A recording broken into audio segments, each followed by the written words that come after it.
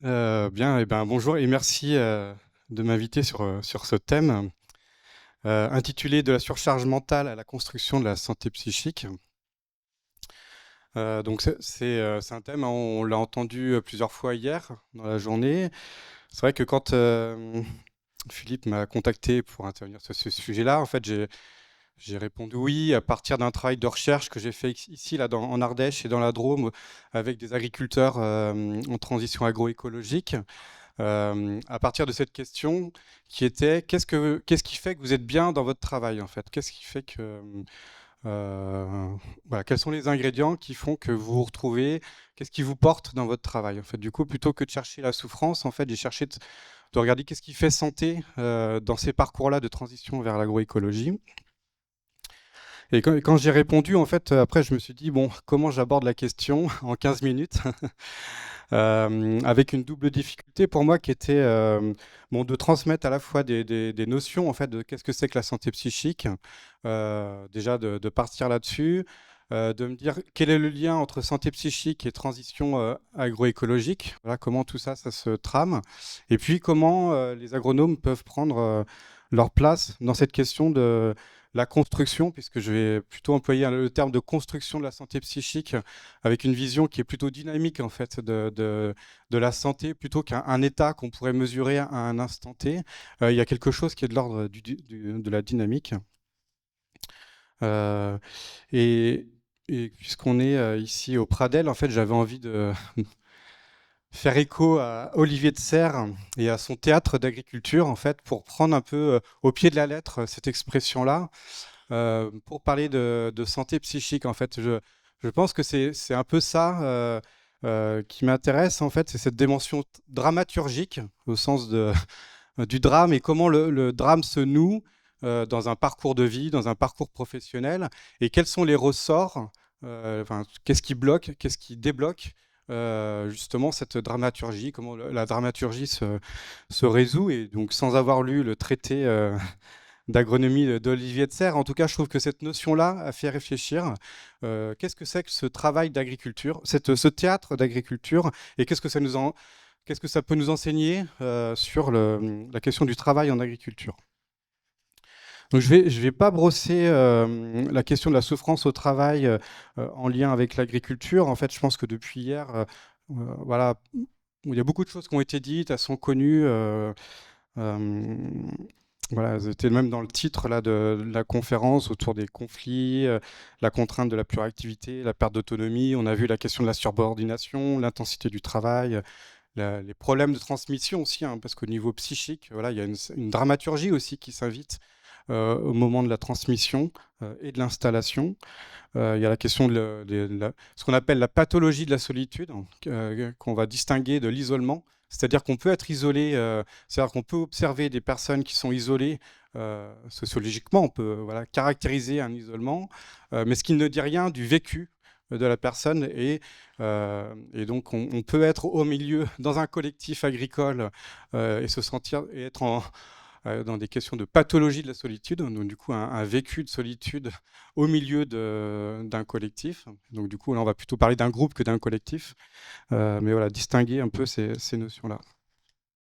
Je voulais revenir en fait sur quelques définitions sans vouloir trop m'étendre là-dessus, quoi. Mais du coup cette notion de charge de travail pour moi elle était, c'est vrai que quand Philippe tu m'as invité à parler là-dessus. C'est pas un vocabulaire que j'utilise dans mon métier de psychologue du travail. Mais je me suis intéressé à ce que ça peut recouvrir. Et du coup, en ergonomie, on fait référence à la charge de travail, qui est ce qui pèse en fait sur le travailleur, et donc qu'il importe de regarder pour le réduire ou pour aménager cette chose qui pèse sur son travail. Donc il y a une question de quantifier le travail qu'il y a à faire et le coût psychique, cognitif de celui qui assume la charge. Et après, du coup, dans cette charge de travail, on peut distinguer une charge physique, donc là qui est l'engagement du corps, comment le corps est mobilisé dans cette activité de travail. Et puis il y a une dimension psychologique, psychique, qui est la mobilisation d'un sujet pour accomplir une opération donnée, quoi. Et donc là, du coup, on va distinguer la tâche qui est confiée à un travailleur de ce que le travailleur met pour accomplir la tâche. Donc du coup, puisque quand il va être confronté au travail, il va rencontrer des choses qui n'étaient pas prévues dans la prescription initiale, et donc il va être obligé de mettre du sien pour accomplir le travail. Donc il y a un engagement physique, un engagement psychique pour réaliser ce qu'on a à faire, à la tâche qui nous est confiée quand on travaille. Mais dans la charge mentale, on peut encore distinguer en fait plusieurs dimensions de la charge mentale. Il y a une première dimension qui est une dimension cognitive, qui sont les ressources cognitives qui sont mobilisées par un opérateur qui permettent de répondre aux exigences de la tâche.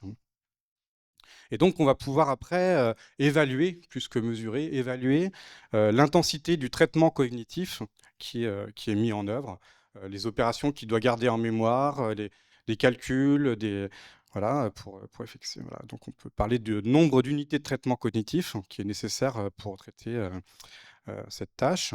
Et puis, du coup, il y a quelque chose de l'ordre d'une relation entre les ressources disponibles et puis la demande qui est exigée pour réaliser la tâche. Et un peu de manière mécanique, un peu comme quand c'est-à-dire que du coup, comme pour une voiture, en fait, on va avoir le nombre de tours minutes en fait qui va aller plus ou moins dans le vert ou dans le rouge, alors qu'on est à la même vitesse. On peut rouler à 30 km/h et le nombre de tours minutes du coup peut aller vraiment dans le rouge.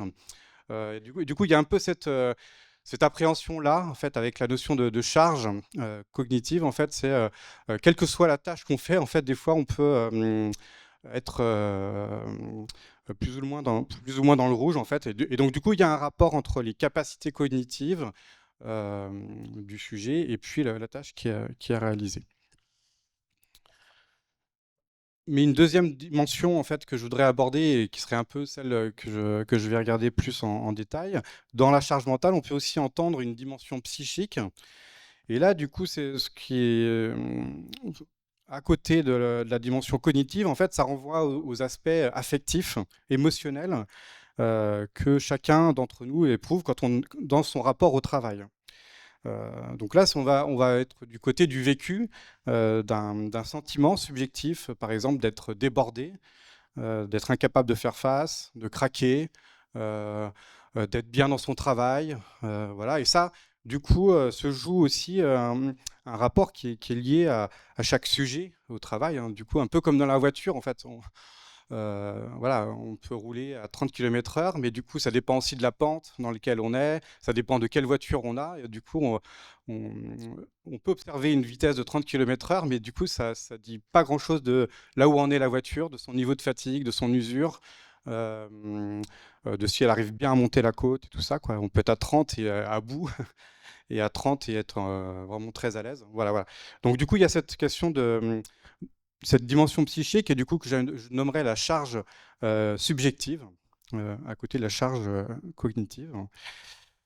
Et puis, je dirais que du coup, la charge en tant que telle n'est pas un problème. Du coup, c'est la question des limites, en fait. On va parler de là où ça devient une problématique, c'est quand on est en surcharge d'un côté, c'est-à-dire du coup au-dessus de ses capacités, que ce soit une surcharge cognitive ou une surcharge subjective. Mais il y a aussi la question de la sous-charge, du coup, qui peut être problématique. Donc c'est toutes les problématiques autour de l'ennui, mais aussi toutes les questions subjectives qui se posent quand on est en dessous de ses capacités, quoi. Du coup, il y a ces deux dimensions-là, quoi. Il y a une zone de confort, en fait, qui est entre la surcharge et la sous-charge. J'avais envie d'aborder une autre notion, en fait, qui est un peu autour de ces questions de charge, qui est ce qu'on appelle l'intensification du travail, et les liens entre l'intensification du travail et le travail de pensée. Du coup, le travail de pensée, en fait, c'est voilà, comment on pense le travail qu'on est en train de faire. Et donc, du coup, dans l'intensification, il y a à entendre pas seulement un excès de travail, mais il y a aussi à comprendre le trop peu de possibilités pour les salariés de bien faire leur travail. Du coup, c'est vrai qu'on a tendance à entendre l'intensification du travail comme un excès de tâches à accomplir en un temps donné, mais c'est aussi une dimension paradoxale en fait de l'intensification, c'est qu'on a aussi trop peu de possibilités pour faire bien, enfin faire correctement son travail. Et donc, c'est pas seulement l'intensification du travail, c'est pas seulement, enfin, c'est d'une part parce que l'organisation a été trop pensée. On parle beaucoup de normes, de normalisation, de procédures qui cadrent le travail.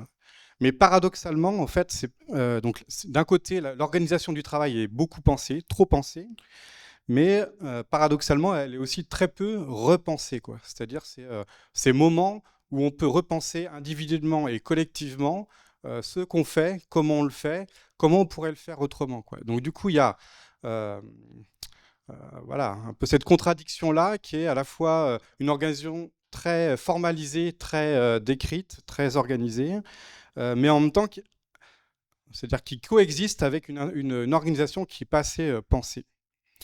Euh, voilà, et en termes psychologiques, en fait, on va parler de la fonction aussi de l'hyperactivisme. En fait. Enfin, du coup, cet activisme qui fait que on s'investit subjectivement dans l'intensification du travail, ça a aussi une fonction qui est celle de la suspension de l'activité de pensée, quoi. C'est-à-dire le fait de s'impliquer dans son travail aussi, ça a une fonction de défense pour se protéger contre ce qui est difficile à penser dans son travail. Donc, sur les questions de conflit éthique, c'est-à-dire du coup, quand on travaille, on peut être amené à faire des choses qu'on réprouve éthiquement, mais on le fait quand même. Et du coup, pour se protéger un peu de cette tension entre ce qu'on fait et ce qu'on réprouve, une façon, en fait, c'est de plus y penser. Et l'hyperactivisme, l'activisme, l'intensification du travail permet un peu de mettre en pause cette activité de pensée. Euh, et, et voilà. Et dans cette intensification du travail, voilà, qu'on peut faire des ponts entre charge du travail et puis intensification du travail. Un des effets, en fait, de la compression du temps, du temps, en fait, c'est que du coup, on est un peu dans l'esprit du lean management, en fait, hein, qui est de poursuivre les temps morts, hein, ce qu'on appelle les temps morts dans le lean management. En fait, ça vient compresser le travail sur le temps productif. En tout cas, ce qui a été défini à un moment donné comme du temps productif versus un temps improductif. Et ce temps improductif, en fait, c'est souvent des temps considérés comme annexes, mais qui sont indispensables à la construction d'un collectif, quoi. Du coup, et dans le collectif, il y a ce travail d'élaboration collectif, de penser les situations de travail, en fait. Et donc, cette compression du temps, centrée sur l'exécution des tâches, a un effet majeur, en fait, qui est la ruine du collectif du travail. Collectif de travail étant entendu comme une vitalité du collectif dans une capacité à élaborer des règles pour faire face aux imprévus rencontrés au travail, quoi. C'est-à-dire, c'est comment on construit une mémoire du métier, comment on se dote de règles un peu informelles pour faire face au travail. Et ce collectif, il se construit par la délibération collective. Voilà, ce qui me permet de... Voilà, on a beaucoup parlé de travail là, depuis 2 jours. Ça me permet de dire comment on peut entendre le travail à travers le verbe hein, que Marianne a cité, hein, qui est le verbe travailler. Du coup, pardon, 3 minutes. 3 minutes. Parfait. Bah, du coup, je vais voilà, travailler en fait. Qu'est-ce qui se joue dans travailler? Ce n'est pas seulement produire, c'est aussi se produire. Donc, travailler, c'est aussi se transformer soi-même. Et donc, du coup, c'est important d'entendre quand on accompagne des professionnels qu'il y a un enjeu qui est de produire ce qui est attendu, mais au passage, on se transforme, quoi. Donc, du coup, on y met de soi, on se transforme, quoi. Et donc, travailler, c'est réussir à faire ce qu'on voulait faire en s'économisant. Il y a une dimension très forte du travail, c'est l'efficience, en fait. C'est-à-dire, quand on travaille, on a quelque chose de presque anthropologique, qui est de chercher l'efficience au travail. Donc, on va chercher les moyens pour faire le moindre d'effort pour réussir à faire ce qui était prévu. Mais c'est aussi, travailler, c'est aussi juger de ce qu'on fait, ce qu'on est en train de faire dans l'instant, en fonction de ce qu'on pourrait faire. Donc du coup, il y a une dimension en fait de tout ce que j'aurais pu faire et que je n'ai pas fait, du coup, il y a une différence en fait qu'on fait entre l'activité réalisée et le réel de l'activité. L'activité réalisée, c'est ce qu'on a effectivement fait. Le réel de l'activité, en fait, c'est tout ce qui reste psychiquement en tête sur j'ai fait ça, mais en fait, je le réprouve. J'ai fait ça, mais en fait, maintenant que je l'ai fait, je pense que j'aurais pu faire autrement. Voilà. Et, et donc, voilà, c'est ce qu'on appelle aussi l'activité empêchée. En fait, c'est tout ce qui ne se fait pas dans le métier, ce qu'on ne peut pas faire, ce qu'on ne fait plus, ce qu'on a fait à une époque mais qu'on ne fait plus, ce qu'on pense ou ce qu'on rêve de faire par ailleurs. Et c'est aussi tout ce qu'on fait pour pas faire ce qu'on aurait à faire, ou tout ce qu'on fait sans vouloir le faire, sans compter ce qui est à refaire. Donc voilà, il y a toutes ces dimensions-là, en fait. L'activité réelle, qui se distingue de l'activité réalisée, en fait, c'est tout ce qui reste en tête. euh, et donc, voilà, entre l'activité empêchée peut générer de la souffrance, en fait, psychique. Et donc, du coup, la question pour conclure, qu'est-ce que c'est que la santé psychique, en fait, dans tout ça? En fait, la santé, en fait, elle inclut la souffrance. Euh, Elle inclut aussi les défenses, en fait. Du coup, voilà, je vous parlais tout à l'heure de l'hyperactivisme qui permettent d'éviter de penser. Donc, du coup, on a des mécanismes en fait qui nous permettent de nous protéger face à la souffrance. Mais on est en santé tant qu'on arrive un peu à se défendre de ces souffrances, quoi. Et donc, une définition de la santé psychique, en fait, c'est comme une capacité à créer. Il y a un médecin philosophe qui s'appelle Georges Canguilhem qui dit la santé c'est le luxe de pouvoir tomber malade et de s'en relever. Donc du coup c'est la santé ça inclut le fait qu'on puisse tomber, souffrir, mais dans la santé en fait il y a la question des ressources pour pouvoir les dépasser. Et donc, du coup, on pourrait faire une différence entre normalisation et normativité. La normalisation, en fait, qui est un peu la multiplication des procédures, le cadre, qui viennent un peu définir un peu de l'extérieur le travail à faire. Et la normativité, qui est celle d'être en capacité de créer de nouvelles normes.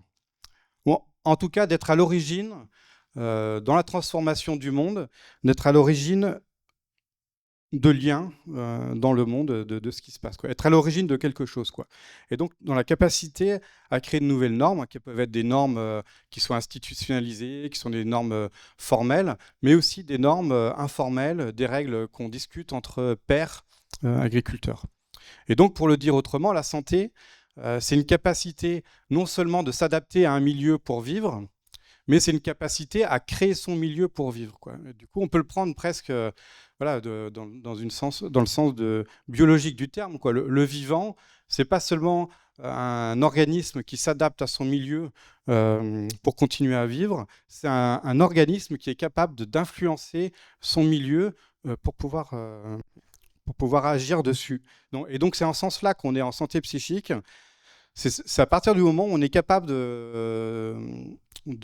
pas seulement d'être déterminé par les conditions extérieures, sociologiques, organiques, mais c'est cette capacité à se déterminer avec les autres.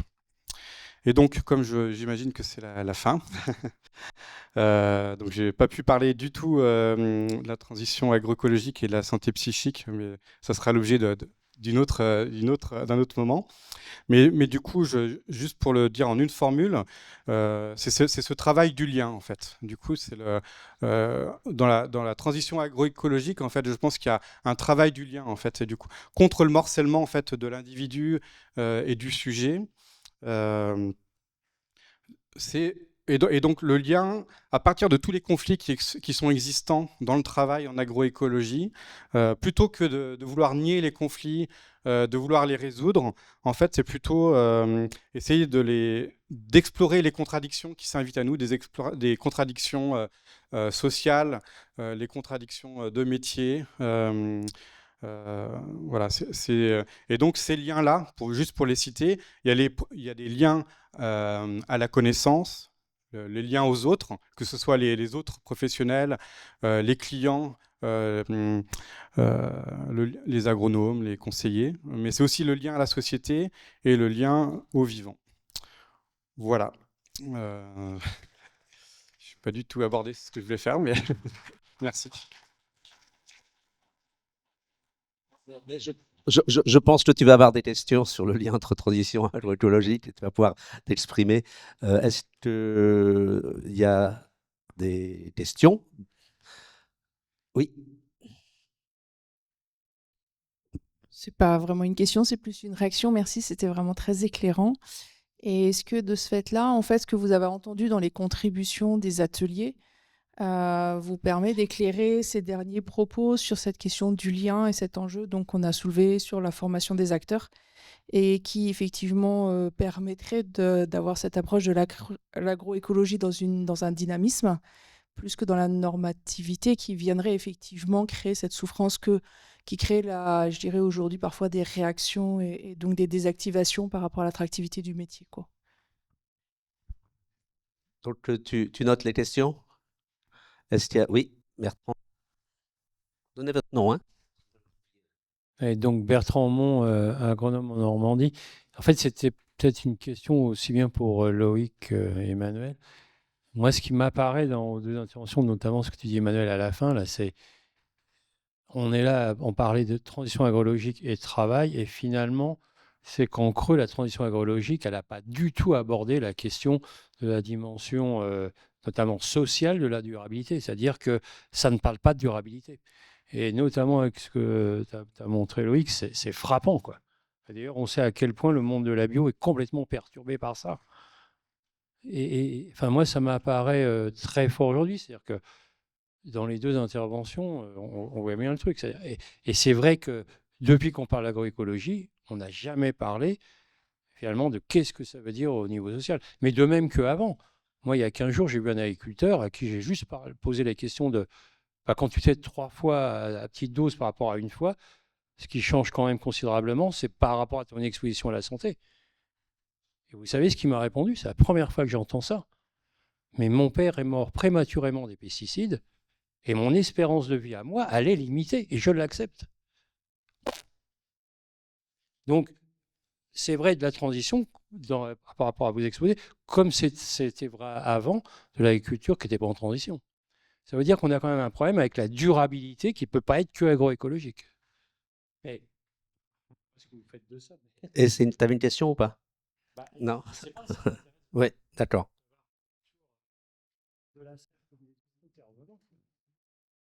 Oui, juste un petit élément en commentaire en complément. Je trouve qu'il y a pas mal de liens entre l'exposé de ce matin et ce dont je parlais. Alors, j'en ai peut-être parlé un peu plus en filigrane, mais on voit bien que quand on a des normes et qui sont souvent produites en silo, c'est-à-dire il y a des normes dans un domaine, puis dans un autre. Enfin, l'exemple que je donnais des cantines scolaires et qu'on connaît aussi certainement dans le monde agricole, c'est il y a les normes HACCP sur l'hygiène et autres. Et à un moment, il y a des normes environnementales qui viennent s'ajouter. C'est totalement différent de la situation que j'évoquais dans la CAE, où à un moment, il y a des gens qui justement délibèrent sur leur travail, réfléchissent à tout ce que tu appelles la normativité, c'est-à-dire réfléchir, ben oui, on fait comme ça, mais au fait, nos approvisionnements, et où on reconstruit à partir de valeurs qu'on porte ensemble.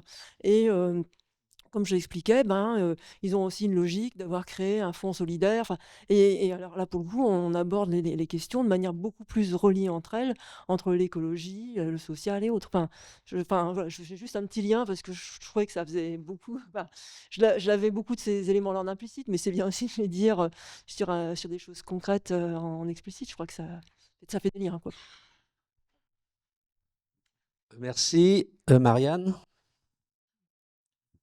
Marianne Lebaille, oui, effectivement, il me semble qu'il y a un implicite chez les agronomes et d'une manière générale sur le travail qu'on fait sur la transition agroécologique. C'est que justement, cette souffrance, bon, la santé physique, c'est pas ce dont tu traites, mais aussi la santé psychique serait améliorée. Qu'en est-il sur charge de travail, intensification du travail et travail de pensée, collectif de travail, et est-ce qu'on se travaille ou on ne se travaille pas? Est-ce qu'effectivement, c'est un objectif, par exemple pour toi ou ton équipe, d'analyser ce genre de choses et de voir dans quelle mesure les questions de transition, c'est-à-dire on parle bien de trajectoire de transformation, permettent d'améliorer ou ce qui est un peu une hypothèse implicite, hein, quand même dans notre monde, où court des risques de ne pas améliorer, voire d'empirer. Merci. Alors là, il y a une question, remarque. Oui, juste une remarque. Vous avez cité Canguilhem. On peut citer aussi Vincent Merle, que vous devez connaître au niveau du CNAM, et qui est un sociologue et qui a beaucoup remanié la formation professionnelle, donc c'est aussi un sujet qui nous intéresse, et qui a dit travailler, ce n'est pas seulement produire, mais c'est aussi vivre ensemble. D'où peut-être aussi ce que vous avez évoqué en fin d'intervention et le lien qu'on peut faire avec la fatigue liée au travail à distance. Ok, ben peut-être moi une petite question complémentaire, c'est justement, comme tu disais que tu avais observé des travailleurs en transition agroécologique dans la Drôme et que tu as par ailleurs d'autres références, d'autres profils. Eh ben, peut-être effectivement, qu'est-ce qui fait en termes de surcharge mentale? Bon, tu as parlé des liens, etc. Peut-être, tu as parlé d'éthique, peut-être pas forcément de valeurs. En tout cas, est-ce qu'il y a des choses qu'on peut dire, bah voilà, maintenant tu as des références en disant bah, ce qui fait la différence entre ceux qui sont en transition agroécologique et ceux qui ne sont pas en transition agroécologique par rapport à la santé mentale, ça serait ça et ça.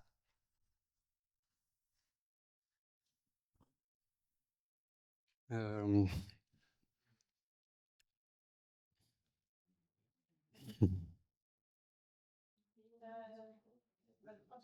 J'ai 3 minutes.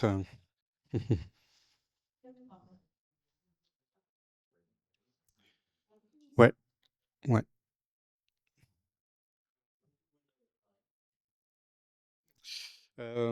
Ouais, je vais essayer de ramasser un peu tout ça. En fait, il y avait quelque chose d'implicite, effectivement. En tout cas, moi, quand j'ai commencé à travailler, là, du coup, ce que j'ai fait là, en Drôme et Ardèche, là, du coup, pas très loin d'ici, c'est des entretiens individuels avec cette question-là.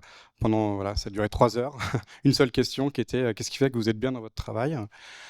Et du coup, bon, parfois, j'avais beaucoup de gens qui avaient beaucoup de difficultés à dire qu'est-ce qu'ils faisaient, qu'ils étaient bien dans leur boulot. J'ai vu des situations, en fait, du coup, pour moi, la complexité, en fait, au sens d'Edgar Morin, en fait, c'est la capacité à intégrer des aspects contradictoires, antagonistes, sur cette même question, en fait, du rapport au travail. Et donc, j'ai vu des gens qui étaient en transition agroécologique, qui étaient en grande souffrance, et, et en même temps qui ne feraient pas un autre travail, en fait. Du coup, coexistaient, en fait, dans le parcours de travail, en fait, de ces gens en transition agroécologique, des moments de grande souffrance avec des moments de grande satisfaction, de grande fierté du travail accompli, quoi. Et du coup, si je voulais résumer, en fait, comment attraper cette question de la santé, en fait, c'est de ne pas exclure le fait qu'on puisse être en transition agroécologique et être dans une santé qui se construit de manière dynamique, qu'il y a des moments où on passe vraiment dans des grands trous, et puis il y a des moments où on est fier, et puis que ça redescend, et que des fois les deux coexistent, en fait. Enfin, du coup, c'est un peu... parce que quand ouais, ce que je voulais dire, c'est que quand j'ai commencé, en fait, il y avait un peu une vision un peu binaire, en fait, qui était... la souffrance, l'isolement dans le conventionnel, et puis la transition agroécologique, paf, magiquement, on est bien, quoi, on est en bonne santé psychique, quoi. Et du coup, je pense que c'est beaucoup plus nuancé, et c'est-à-dire que du coup, je pense qu'on peut être en très bonne santé psychique dans le conventionnel et en grande souffrance psychique dans la transition écologique. Enfin, j'ai vraiment vu des gens qui n'allaient pas bien, quoi, du coup, en transition agroécologique, en fait. Donc, du coup, c'est cette question du lien, quoi, parce que, y compris, tu faisais référence là à un travail que je suis en train de commencer là, dans le Gers, qui est sur la question du lien entre santé psychique et collectif. Il y a quelque chose que je retrouve un peu au démarrage, en fait, qui est quelque chose un peu de magique à travers le collectif, qui serait bon en soi. Et alors que je pense que ce qui est intéressant, enfin, en tout cas à regarder à chaque fois, dans les ingrédients qui pourraient constituer la santé psychique, comme le collectif, c'est de regarder l'ambivalence, en fait, des choses, quoi. Parce que le collectif, c'est quelque chose qui nourrit le sujet, hein. Il n'y a pas de question là-dessus, mais c'est aussi quelque chose qui fait souffrir. C'est difficile d'être en collectif, hein, voilà. Je ne vais pas vous faire la photo, quoi.